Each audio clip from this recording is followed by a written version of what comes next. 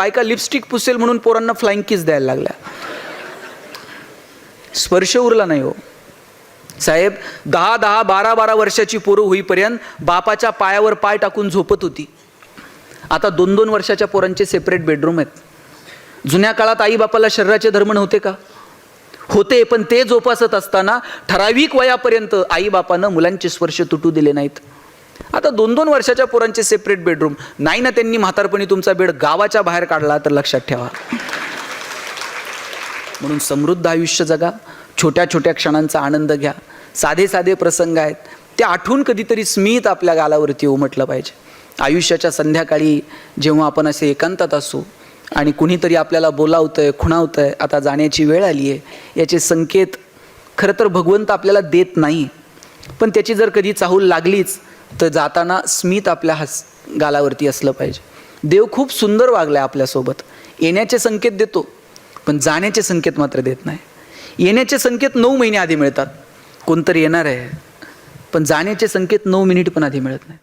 कुठे प्रतिकार करायचा, कुठं प्रतिसाद द्यायचा, मला वाटतं हे समजलं पाहिजे. आणि म्हणून मला ज्ञानोबांचा हेवा वाटतो, संतांचा हेवा वाटतो. ज्ञानोबांनी सांगितलं ज्याला ज्याला जे जे हवंय ते मिळू दे. तुकोबांनी सांगितलं तुम्ही तुमच्या शब्दांवरती नियंत्रण ठेवा. ज्ञानोबा तर सांगतात कसं बोला, साच आणि मवाळ, मितुले आणि रसाळ, शब्द जैसे कल्लोळ अमृताचे. काय लागतो गोड बोलायला? चांगलं बोलायला काय पैसे लागतात का? ज्ञानोबांनी सांगितलं साच आणि मवाळ, मितुले आणि रसाळ, शब्द जैसे कल्लोळ अमृतात. अरे अमृताचे कल्लोळ बाहेर पडावेत असं बोला. आपण कसं बोलतो? परवा पेशंट चेक करायला डॉक्टर आलते. डॉक्टर पेशंटला सांगत होते चांगलं चुंगलं खात जा, खाण्यापिण्यावर 2 रुपये खर्च करा. बायको बाहेर पळत आली आणि म्हणली डॉक्टर तुम्हीच सांगा, हे खायला प्यायला पैसे खर्च करत नाही. मग म्हणली असं डॉक्टरच्या मढ्यावर पैसे घालावं लागते. कसं बोलावं? साच आणि मवाळ, मितुले आणि रसाळ, शब्द जैसे कल्लोळ अमृताचे. प्रेमानं बोलायला काय लागतो? प्रेमानं बोला. मी मगाशी सांगितलं कौतुक हे 4 चौघात करायचं आणि चुका ह्या एकांतात सांगायच्या. चुका सगळ्यांकडनं होतात, त्या दाखवल्याही पाहिजेत, पण एकांतात. आणि कुणी जर चांगलं काम करत असेल तर त्याचं कौतुक करा. कुणी चांगलं काम करत असेल तर त्याच्या पाठीवर थाप मारा. अरे वा छान काम केलंस असं म्हणून बघा. काय लागतो? मी अनेक भाषणांमध्ये सांगतो कौतुक करा, कौतुक करा. आणि म्हटले कुणाचं कौतुक करायचं? म्हटलं कुटुंबापासून सुरू करा, घरापासून सुरू करा. आईचं कौतुक करा. आई तू जन्म दिला, मला ही सृष्टी पाहायला मिळाली, मी तुझा आभारी आहे. कधीतरी कृतज्ञता व्यक्त करा. बापाला म्हणून बघा बाबा तुम्ही शिकवलं, तुम्ही दिशा दाखवली म्हणून आम्ही पायावरती उभे राहिलो. तुमचे उपकार कधीच फेडणार नाही. बापाला अपेक्षा नसते कौतुकाची, पण बरं वाटतं पोरांना जाणीव आहे. कधीतरी पत्नीला म्हणून बघा तू तुझ्या आई वडिलांचं नाव गाव सगळं सोडून आली, माझा संसार तू तुझा केला, कायम मी तुझा ऋणी राहील. काय अडचण आहे का? बाकीचं सगळं ऐकलं लोकांनी. ते म्हटले ते पत्नीचं कौतुक करा म्हणल्यावर 2-4 जण भांडायला आले माझ्यास. मला म्हणले तुमचं सगळं खरं आहे पण शेवटचं वाक्य परत बोललात ना तर लक्षात ठेवा. म्हटलं तुझं तुझ्या बायकोची काय दुश्मनी आहे का? अहो दुश्मनी नाही हो. म्हटलं मग कौतुक करायला काय अडचण आहे? कौतुक करायलाही अडचण नाही. म्हटलं मग अडचण काय? म्हटलं तिला ऐकायला येत नाही, याचं काय करायचं? म्हटलं दवाखान्यात जा, डॉक्टरांकडे घेऊन जा, मशीन बिशीन लाव, मग कौतुक कर. म्हटलं संध्याकाळी दवाखान्यात जातो. बरं दवाखान्यात जाताना यानं बायकोला घेऊन जावं, ही एकटंच गेलंय. आणि डॉक्टरला म्हटलं बायकोला ऐकायला येत नाही. म्हटलं तर डॉक्टर म्हटले बायको ती घरी. म्हटलं डॉक्टर म्हणले आता या कुठं मूर्खाच्या नादी लागतं. त्यांनी एक काम कर, घरी जा आणि किती अंतरापर्यंत बायकोला ऐकायला येत नाही ना तेवढं जरा मोजून ये म्हटले. त्या अंतरावरून ठरू काय कसलं मशीन लावायचं, काय करायचं. ह्या म्हणला सोपं आहे. घरी गेला, बेल दाबली, पोरानं दार उघडलं. पोरानं दार उघडल्याबरोबर यानं आवाज दिला, भाजी काय केली? बायको किचनमध्ये होती. तिकडून काहीच प्रतिक्रिया नाही. याला कळलं बायकोला दारातून ऐकायला येत. हॉलमध्ये गेला, भाजी काय केली? प्रतिक्रिया नाही. कळलं हॉलमधून पण ऐकायला येत नाही. किचनच्या दारातून आवाज दिला, अगं भाजी काय? काहीच प्रतिक्रिया नाही. याला कळलं प्रकरण गंभीर आहे. किचनच्या दारातून पण ऐकायला. बायकोच्या मागं जाऊन उभा राहिला आणि जोरात कानात ओरडला, अगं भाजी काय केली? बायकोनं हातातली कढई अशी दंदिशी आदळली. म्हणली 4 वेळा सांगितलं ना तुम्हाला बटाट्याची केली म्हणून.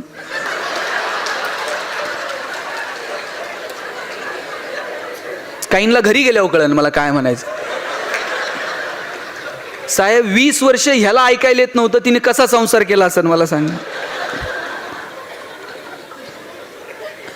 काय मित्रांच्या चुका नाही शोधायच्या, कधीतरी आत डोकावून बघा हो. आपल्याकडं पण काहीतरी असेल. आपल्याला फक्त इतरांच्या चुका काढता येतात, त्यांना असं केलं. कधी आपण कसे वागलो हे आपण कधी ठरवलंय का हो? आपल्यालाही ठरवता आलं पाहिजे की आपण नेमकं कसं वागतो. इतरांचं कौतुक कुणाच्या तरी आयुष्यामध्ये आपल्यामुळे आनंद निर्माण झालाय का, असे प्रसंग फक्त आठवून बघा. आणि कौतुक कुणाला आवडत नाही हो मला सांगा. सगळ्यांना कौतुक. अहो भगवंताला कौतुक आवडतो.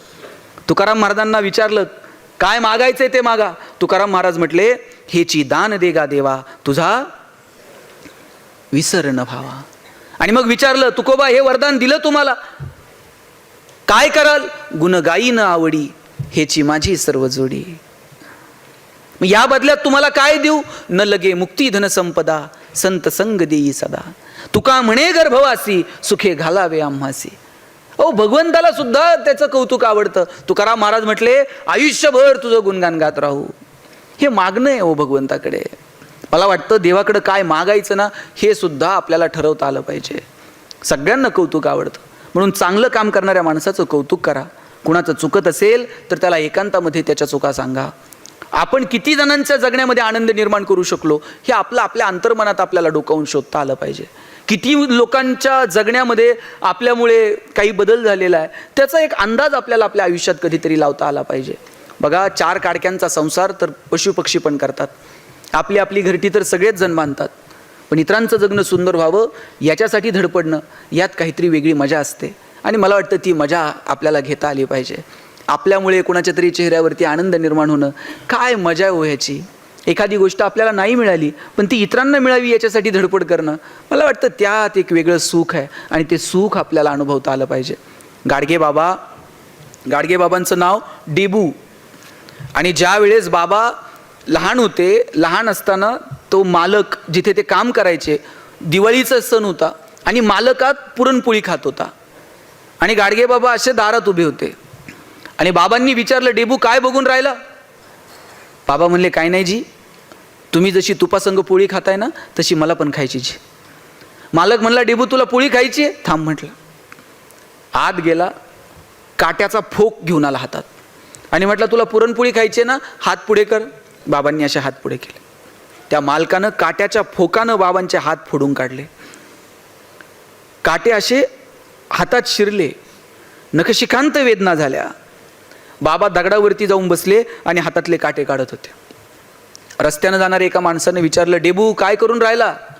बाबा म्हणले काय नाही जी, मालकानं दिलेली पोळी तुपासंग खातो ना जी म्हटले. पण बाबा म्हणले नाही की मालकानं मला मारलं मला. आणि हाच डेबू जेव्हा गाडगे बाबा झाले एक व्यापारी बाबांकडे गेला आणि म्हटला बाबा मला तुमचं कीर्तन गावात ठेवायचं. बाबा म्हणले तू मोठा व्यापारी आहे मी तुझ्या गावात येईल की.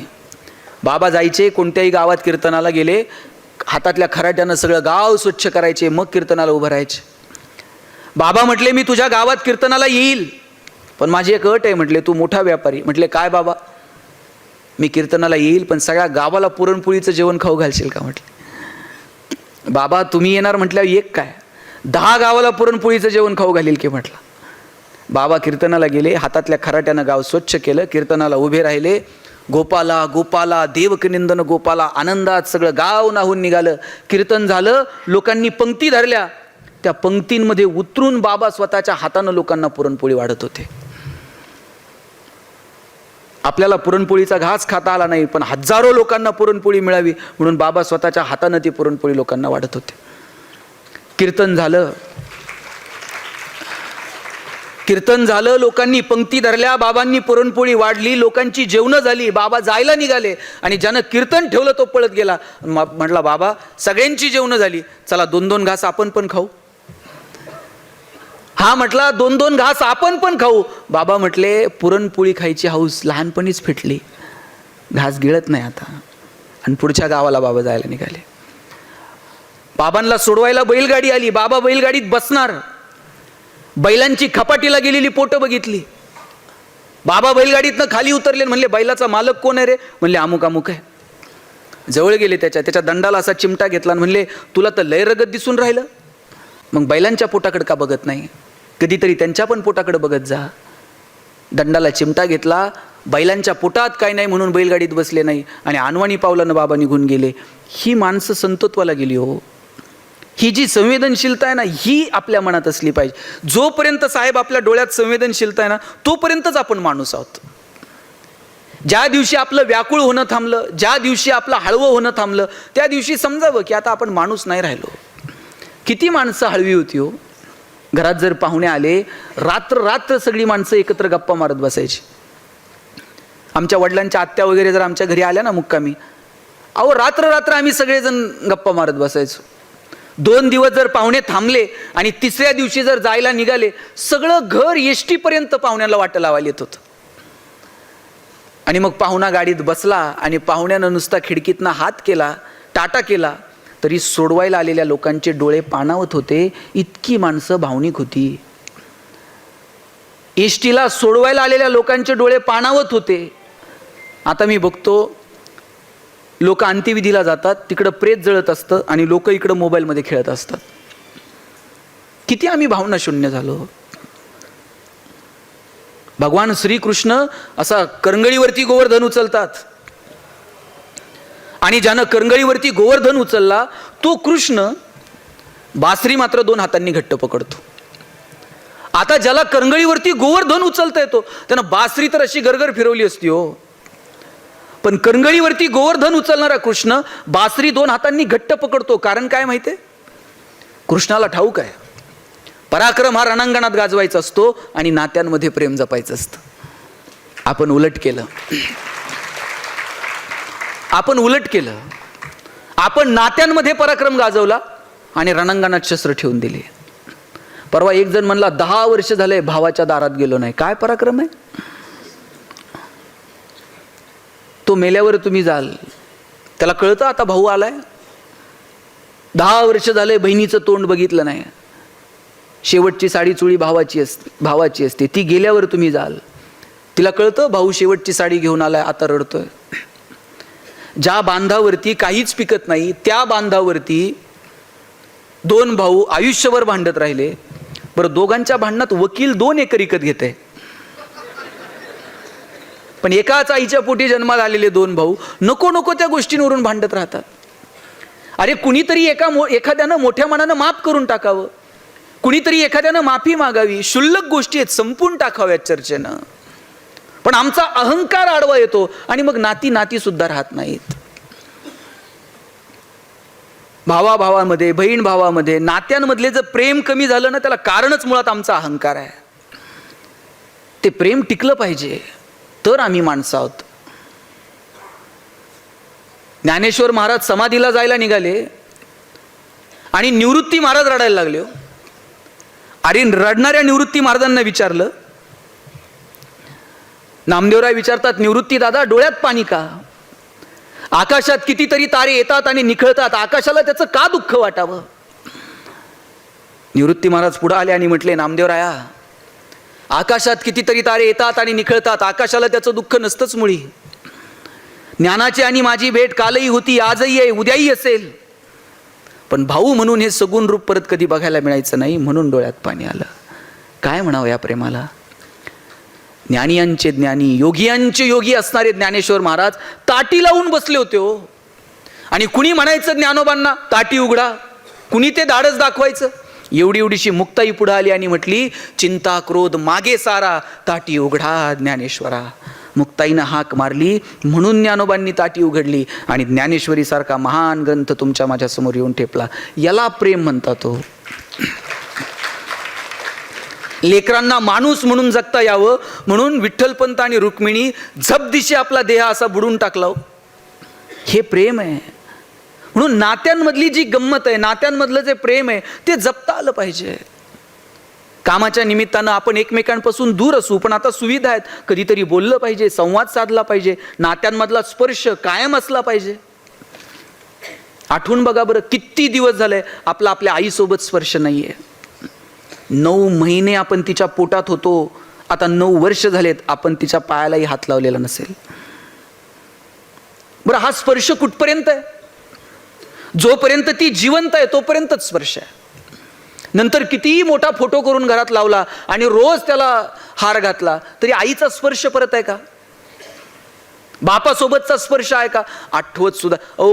स्पर्शाची भाषा ही खूप पवित्र भाषा आहे. आपला तो स्पर्श असला पाहिजे. कधीतरी आईचा हातात हात घेऊन बघावं. आणि आईबापाच्या स्पर्शाला काय लागतो? आईच्या पायावर फक्त डोकं ठेवून बघा, आई असं काळीच काढून देते, माझं आयुष्य पण तुला लागू दे म्हणते. सकाळी कामावर निघालात ना, बापाच्या फक्त पायाला हात लावा असं वाकून, 5 सेकंद लागतात खाली वाकून बापाच्या पायाला हात लावायला. बाप असा पाठीवर थाप मारतो, पठ्ठ्या सुखात राहा म्हणतो. स्पर्श आहे तो, स्पर्श कायम असला पाहिजे. मला सगळ्या महिला सांगा, तुम्ही माहेरी गेलात, आई काय करते? आई आल्याबरोबर तुमच्या हातात 2-5 हजार रुपये देते का? धरबाई फार दमून आली आहे. आल्याबरोबर आई जवळ घेते, तिच्या असं गालावरून हात फिरवेल, ती बोटं मुडेल, पाणी फिरून पलीकडे टाकेल. तिची भोळा भाव आहे हो तिचा. आल्याबरोबर ती लेकीला जवळ घेते, तिचे ओठ तुमच्या गालावर लावते. तुम्ही कितीही मोठ्या झालात आणि आई कितीही म्हातारी झाली, आईनं नुसतं जवळ घेऊन तिचे ओठ गालावर लावले तरी प्रवासाचा शीण संपून जातो की नाही? आईच्या स्पर्शात ती मजा आहे. जगापेक्षा 9 महिने जास्त आई आपल्याला ओळखते. तिचा स्पर्श आपला इतका परिचित आहे. तिनं गालावर ओठ लावले तरी बरं वाटतं. आता मी बघतो बायका लिपस्टिक पुसेल म्हणून पोरांना फ्लाइंग किस द्यायला लागल्या. स्पर्श उरला नाही हो साहेब. 10-10, 12-12 वर्षाची पोरं होईपर्यंत बापाच्या पायावर पाय टाकून झोपत होती. आता 2-2 वर्षाच्या पोरांचे सेपरेट बेडरूम आहेत. जुन्या काळात आई बापाला शरीराचे धर्म नव्हते का? होते, पण ते जोपासत असताना ठराविक वयापर्यंत आई बापानं मुलांचे स्पर्श तुटू दिले नाहीत. आता 2-2 वर्षाच्या पोरांचे सेपरेट बेडरूम नाही ना. त्यांनी म्हातारपणी तुमचा बेड गावाच्या बाहेर काढला तर लक्षात ठेवा. ठराविक वयापर्यंत आपला आपल्या मुलामुलींसोबत स्पर्श असला पाहिजे. भगवंताला सगळीकडे नाही जाता आलं म्हणून त्यानं प्रत्येक घरात आई वडील पाठवले. ज्यांच्याकडे ते आहेत नशिबानं, त्यांना बोललं पाहिजे, त्यांच्यासोबत संवाद ठेवला पाहिजे, त्यांच्यासोबत स्पर्श ठेवला पाहिजे, त्यांच्यासोबत रमलं पाहिजे. म्हाताऱ्या आईवडिलांना फक्त संवादाची अपेक्षा असते. मला महिला सांगा, तुमचं माहेर कुठपर्यंत? जोपर्यंत माहेरात आई येतोपर्यंत. तुमचं सासर कितीही श्रीमंत असू द्या, माहेरावरून सासरी जाताना तुमच्या आईनं तुमची पिशवी कधी रिकामी पाठवली का हो? 4 शेंगा घालून देईल, 4 वांगे घालून देईल, बाई भाजी तर घेऊन जा, बाई दूध तर घेऊन. सासरी सगळं मिळतं हो, पण तिला वाटतं लेकीची पिशवी रिकामी जाऊ नये. कोण करतं एवढं प्रेम मला सांगा? लेकुराचे हित वा हे माऊलीचे चित्त, ऐसी कळवळ्याची जाती करी लाभा विन प्रीती. कोणत्याही लाभाची अपेक्षा न ठेवता तुमच्यावर प्रेम करणारे या जगात जर कोण असेल तर तुमची आई आणि तुमचा बाप आहे. ज्यांच्याकडे आहे त्यांना जपा. घरातली म्हातारी माणसं ट्यूबलाईट इतका प्रकाश देत नाहीत, पण त्यांचं देवघरात निरंजनासारखं तेवत राहणं महत्त्वाचं असतं. ते विझून गेलं ना, मग त्या लोकांची किंमत कळायला लागते. म्हणून ज्यांच्याकडे आहेत त्यांना जपा. घरातली आई आता भाकर थापू शकत नाही, पण तिनं नुसतं असं घरात कॉटवर बसून राहिलं ना तरी तिचं एक वैभव असतो घरात. घरातल्या म्हाताऱ्या बापाला शेतावर जाऊन काम करताना यायचं, पण बांधावर झाडाखाली बाप नुसता बसून राहिला ना तरी सुद्धा रुबाब असतो बापाचा. म्हणून या माणसांना जपा. डोक्यावर पदर घेतलेली नऊवारीतली आजी, धोतर टोपी फेटा घातलेले आपले वडील, ही शेवटची पिढी साहेब. ही माणसं नंतर तुम्हाला औषधाला सुद्धा सापडायची नाहीत. संपली ही पिढी. नाती सुद्धा आता काका आणि मावशी ही तर नातीच संपली. एकच मुलगा आहे आणि एकच मुलगी आहे. आता याला मावशी मिळणार नाही, काका मिळणार नाही त्या पोरांना. काका आणि मावशी ही नाती आता म्हण होती, आई मरो पण मावशी उरो. इतकं मावशीचं प्रेम असायचं. पोरांना बापाला म्हणताना भीती वाटायची, मग ते चुलत्याच्या मागे लागायचे, काका मला हे दे, काका मला ते दे. आता ही नाती संपली. शेवटचा घटका मोजतायत ही नाती. ज्यांच्याकडे ही नाती आहेत त्यांनी ती जपली पाहिजेत. त्यांनी तो संवाद ठेवला पाहिजे. तुम्ही सगळेजण तुमच्या कामामध्ये व्यस्त असता. आपण सगळेच, तुम्ही काय मी काय, आपण इतके कमालीचे व्यस्त असतो की या व्यस्त जीवनामध्ये आपल्याला बोलायला वेळ मिळत नाही कोणाशी. आता सुविधा आहेत, हातात मोबाईल आहेत, व्हिडिओ कॉल करता येतोय, पाहू शकता. कधीतरी वेळ काढून 2 मिनिट बोला. आपण इतके बिझी असतो, सगळ्या जगासोबत बोलायला वेळ असतो, पण घरातल्या म्हाताऱ्या माणसांसोबत बोलायला वेळ नसतो. परवा एका शेजारच्या आजोबांनी मोबाईल घेतला आणि पोराला सांगितलं, राजा मी पण मोबाईल घेतलाय. पोरगं म्हटलं, बाबा तुम्हाला कशाला मोबाईल पाहिजे आता? ते म्हटले, मला नाही रे बाबा, तू दिवसभर लोकांशी फोनवर बोलत असतो, आता माझ्याकडे पण मोबाईल आहे, हा नंबर ठेव, कधीतरी हा नंबर डायल करत जा, मी शेजारच्याच खोलीत असतो. इतके कसे कृतज्ञ हो आम्ही? घरातल्या म्हाताऱ्या माणसांनी एक प्रश्न जर दोनदा विचारला तर आपली चिडचिड होते. बाबा आत्ताच सांगितलं ना, 10 वेळा काय विचारता? अरे 1000 वेळा आपण प्रश्न विचारले तरी त्यांनी लहानपणी उत्तर दिली होती. हा चांदोमामाच का, ही आमुकच का, ती हंबाच का? किती वेळा एक प्रश्न विचारायचो, पण आईनं बापानं कधी प्रश्नांची उत्तर देताना कंटाळा केला नाही. आपल्या बोबड्या शब्दांना किती कुतूहल होतं तिला. आपले बोबडे बोल सुद्धा ती किती कानात प्राण आणून ऐकायची आणि 1000 वेळा त्या प्रश्नांची उत्तरं द्यायची. आता घरातली म्हातारी माणसं एक प्रश्न दोनदा विचारलं तर आपली चिडचिड होऊन जात. लक्षात घ्या, हे चक्र आहे, आपल्यालाही तिथंच जायचं आहे आणि जे केलं ते इथंच फेडायचं आहे. वर गेल्यानंतर चित्रगुप्त हिशोब करीन मग याला स्वर्गात टाकू, हे तसलं सोडा. इथंच नीलचा शिक्का मारून निघायचं. घरातली म्हातारी माणसं लहान पोरासारखी हट्टी असतात.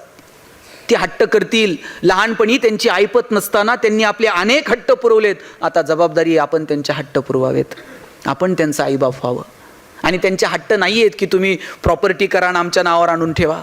त्यांचा हट्ट इतकाच आहे, 2 शब्द प्रेमानं बोला. तो संवाद जरी कायम राहिला ना तरी सुद्धा खूप झाला. आणि इथं जे तरुण मुलं मुली आहेत ना, माझं तुम्हाला सांगणं आहे की तुमच्या आईबापाचं तुमच्यावर जेवढं प्रेम आहे ना, तेवढं प्रेम तुमच्यावर जगात दुसरं कोणी करू शकत नाही. त्यांच्या प्रेमाची किंमत ठेवा. अरे काय तुमच्या आईचं प्रेम आहे तुमच्यावर.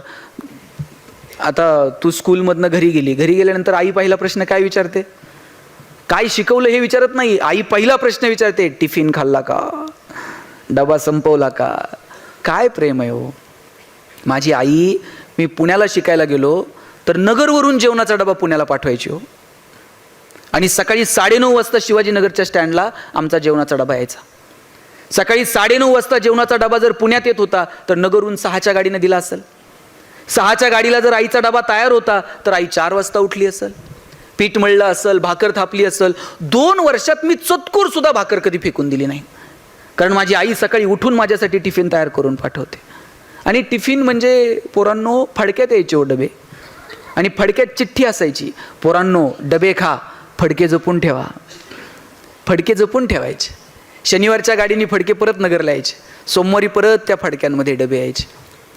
खेड्यात अजून बरे. आता तुम्ही बघा, पोरांचे डबे चेक करा. Maggi, noodles, Kurkure, pastries, biscuits, विकत आणलेले प्रोडक्ट पोरांच्या डब्यात असतात. आणि अजून जर परिस्थिती सुधारली ना, बायका 100ची नोट टाकून देतील डब्यात. नाही तर मग कॅन्टीनला गेल्यावर मला फोन कर, मी गुगल पे करते. इथपर्यंत येऊ देऊ नका. त्या नात्यांमधली मजा घेता यायला हवी हो, ते जपता यायला हवं. पोरींनो, तुमच्या बापाचं तर तुमच्यावर इतकं प्रेम असतं, तुम्ही जन्माला आलात ना त्या दिवसापासून बाप तुमच्या 2 गोष्टींचा विचार करतो. एक तुमचं शिक्षण आणि दुसरं तुमचं लग्न. बापाचं पोरावर प्रेम नाही, त्याच्यापेक्षा थोडं तरी जास्त प्रेम पोरीवर असतं. कारण बापाला ठाऊक असतं, ओसरीवरती थुई थुई चिमणीसारखे नाचेल आणि एक दिवशी भुर्रकन उडून जाईल. बापाला वाटतं काय देऊ आणि काय नाही तुला. बाप स्वतःला चप्पल घेत नाही, पण तुम्हाला शाळेत जायला चांगले शूज आणून देतो. बाप स्वतः फाटलेलं बनियन घालेल, पण तुम्हाला कॉलेजला जायला चांगले कपडे आणून देईल. बाप सायकलवरती कामाला जाईल, पण तुम्हाला कॉलेजला गाडी घेऊन देईल, बसचा पास काढून देईल. पोरीच्या लग्नात तर बाप असा फेटाबिटा घालून मिरवत असतो, मान बिन अशी उंच करून. पोरीचं कन्यादान झालं ना, मग मात्र जावायच्या हातात मुलीचा हात देतो, खाली मान घालतो आणि सांगतो, जावाय बापू, तळहाताच्या फोडाप्रमाणे जपली, सांभाळून घ्या. दिवसभर त्याच्या डोळ्यामध्ये अश्रूचा एक थेंब येत नाही, पण पोरीची गाडी एकदा निघून गेली ना, मग मात्र खांबाच्या पलीकडे जाऊन रडतो तो बाप असतो. मला वाटतं त्या अश्रूंचा सन्मान ठेवता आला पाहिजे. जन्म दिलेल्या आईवडिलांना कधीच विसरू नका. जगात सगळ्या गोष्टी मिळतील, पण आईबाप कधी मिळत नाहीत.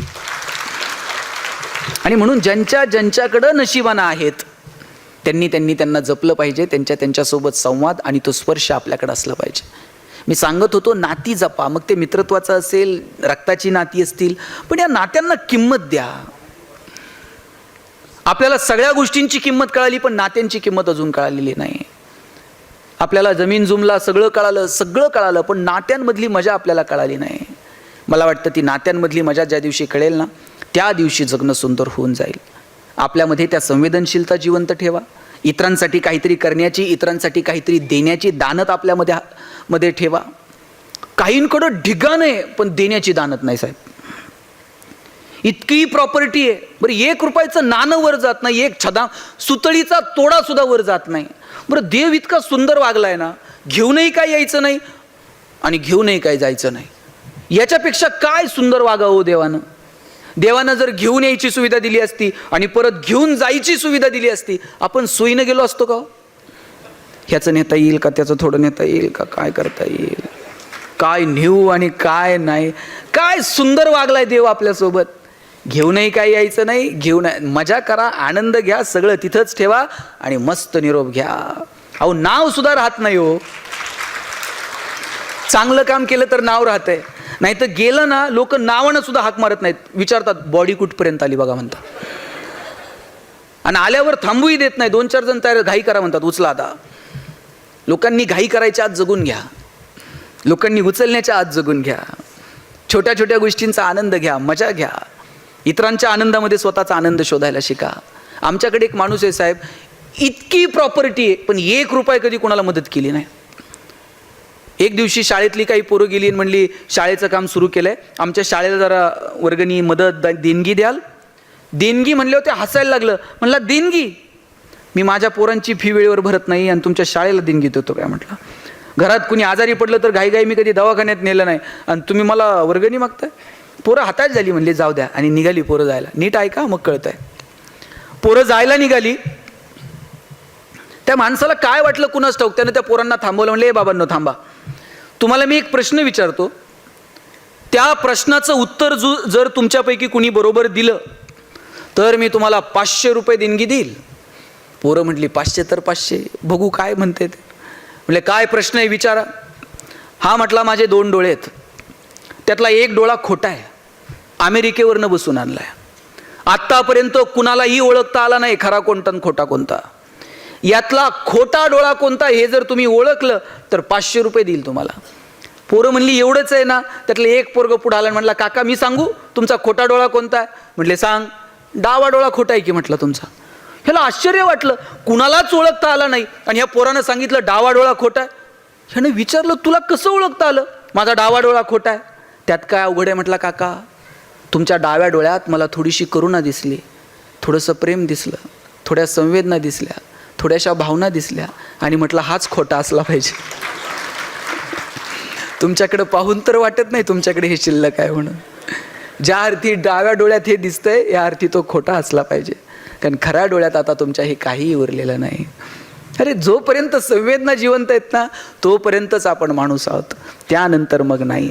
म्हणून काय पेरायचं आणि काय उगवेल याचं समीकरण आपल्याला बाळगता आलं पाहिजे.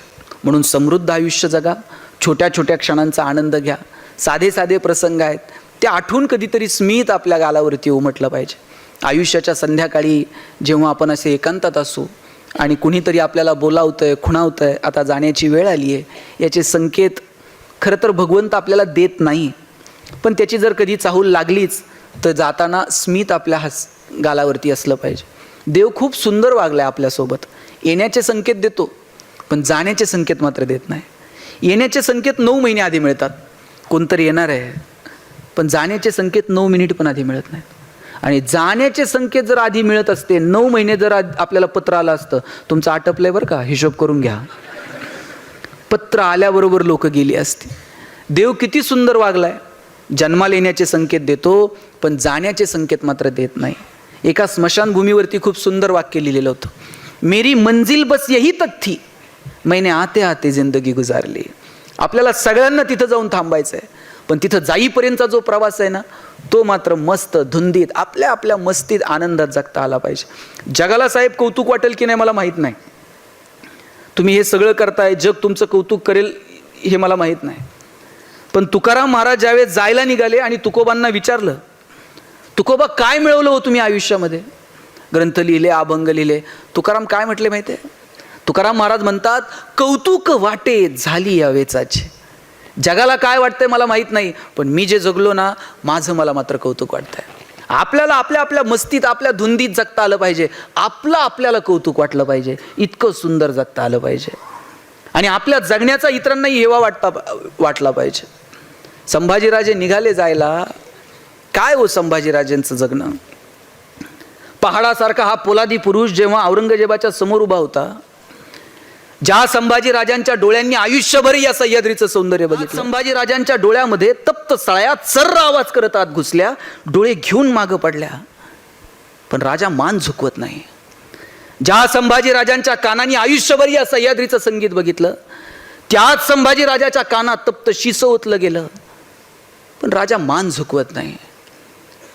ज्या संभाजीराजांच्या डोक्यावर आयुष्यभर सह्याद्रीचा मुकुट होता, त्याच संभाजीराजांच्या डोक्यात विदूषकाची टोपी घातली, पण राजा मान झुकवत नाही.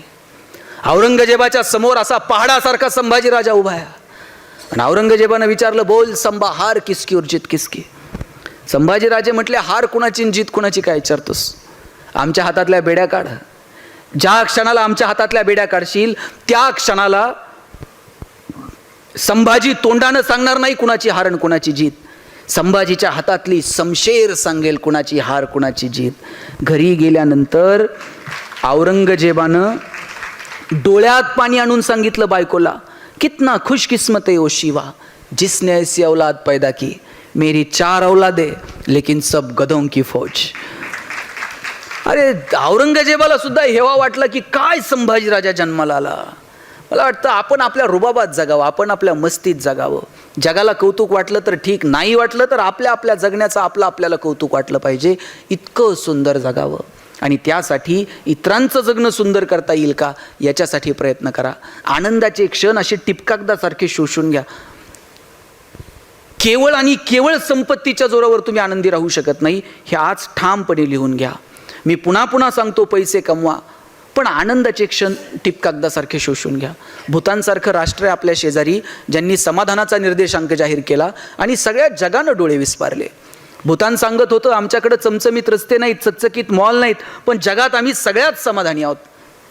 एक तर दिवस असा येणार आहे की आपल्याला आपली सगळ्यांची प्रगती समाधानाच्या पातळीवरती मोजावी लागणार आहे. पैसे खूप येतो पण आनंद नाही. 10 साखर कारखान्याचे शेअर्स आहेत, पण डॉक्टरांनी सांगितले चमचाभर पण खायची नाही. कुठून मिळणार आहे आनंद. 10 लाखाचा दिवाण बनवून घेतलाय झोपायला, पण डॉक्टरांनी सांगितलंय मनक्यात गॅप आहे, चटेवर झोपत चला. कुठून आनंद मिळणार आहे. आनंद पैशांवरती नाही विकत मिळत. त्याच्यासाठी अपेक्षित असणारा संस्कार, आरोग्य, पर्यावरण, निसर्ग, या सगळ्या गोष्टींचा समतोल आपल्याला कधीतरी साधावा लागेल की नाही. भौतिक गोष्टी मिळवण्याच्या नादामध्ये आम्ही निसर्गाकडं इतकी डोळे झाक केली, ओरबडत राहिलो निसर्गाला. माणूस अशा आविर्भावात होता की जगात आम्ही सगळ्यात बुद्धिमान आहोत. कोण आहे जगात सगळ्यात बुद्धिमान प्राणी, कोण आहे सांगा बरं, कोण आहे. तुम्हाला शंका आहे का, कोण आहे मग, माणूस. आणि हे कुणी जाहीर केलंय,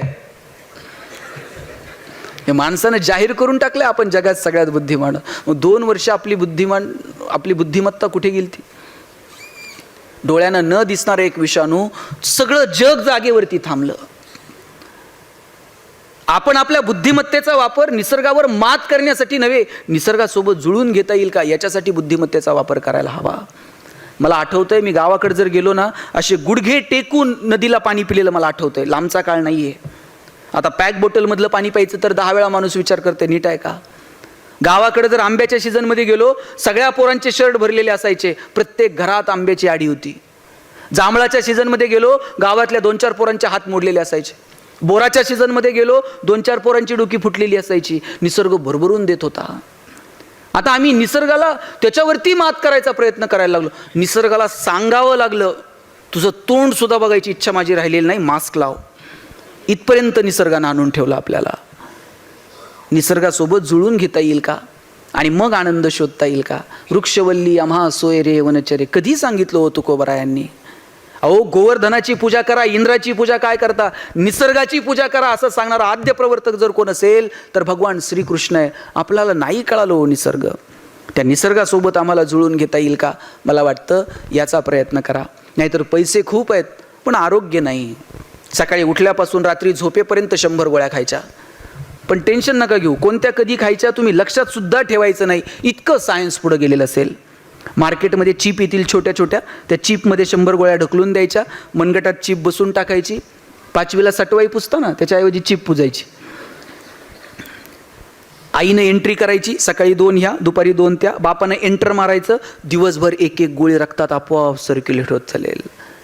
आणि काळजी करू नका, त्या चिप फार महाग नसतील. महिला बालकल्याण विभागाकडनं BPL कुटुंबांना मोफत आणि APL कुटुंबांना सवलतीच्या दरात दिल्या जातील. आणि चायना प्रोडक्शन करायला लागलं तर कोणत्याही पानाच्या टपरीवर मिळून जाईल. आम्ही याच समाधान शोधणार आहोत का? जे आमच्याकडे आरोग्य नसेल, आमच्याकडे पर्यावरण नसेल, तर आपल्याकडे जे आहे ते चाचपडून बघा, ते टिकवण्याचा प्रयत्न करा आणि छोट्या छोट्या गोष्टींचा आनंद घेत जीवन जगा.